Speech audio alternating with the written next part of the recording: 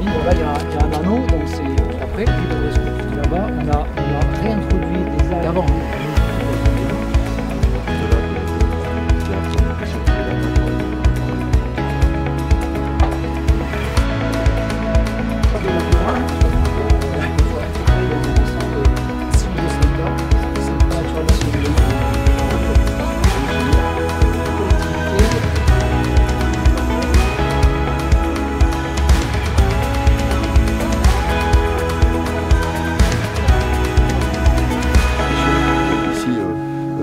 Au Cap d'Agde, dans tous les cas, j'étais évidemment très intéressé pour voir de visu ce qu'est une AMP, une aire marine protégée, et au sein de cette aire marine protégée, dans un secteur évidemment à forte pression touristique, cette zone de protection forte qui est de création récente, fonctionne depuis un peu moins de 5 ans, mais qui a 2 ans, je crois comprendre, en termes de validité juridique, voir comment on peut concilier les usages et au travers de l'exercice de concertation que je salue et de la gouvernance qui est mise en place, pouvoir non pas contrôler, interdire, mais bien accompagner et convaincre les différents usagers qu'on a intérêt à avoir ces zones de protection forte au sein d'une AMP qui permettent quand même de pouvoir veiller à la préservation de la biodiversité marine, qui doit être le sujet pour nous de priorité d'intervention.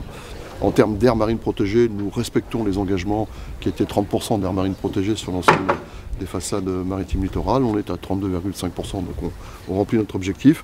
Le nouvel objectif que s'est fixé l'État, le président de la République l'avait annoncé il y a quelques années, et on est bien dans cette dynamique-là, c'est de faire en sorte qu'il y ait aussi des zones de protection fortes, un objectif de 10% pour l'ensemble de la France, métropole et outre-mer compris.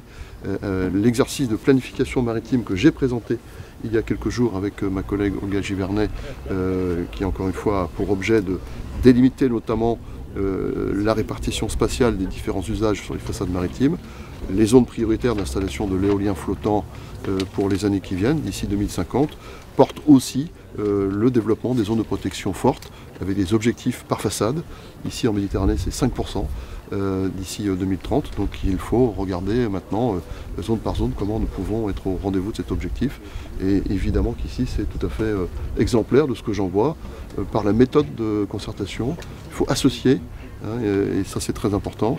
Et puis par les conséquences positives qu'on voit déjà, mais qu'on verra encore plus, j'en suis convaincu, pour le sujet de la préservation de la biodiversité.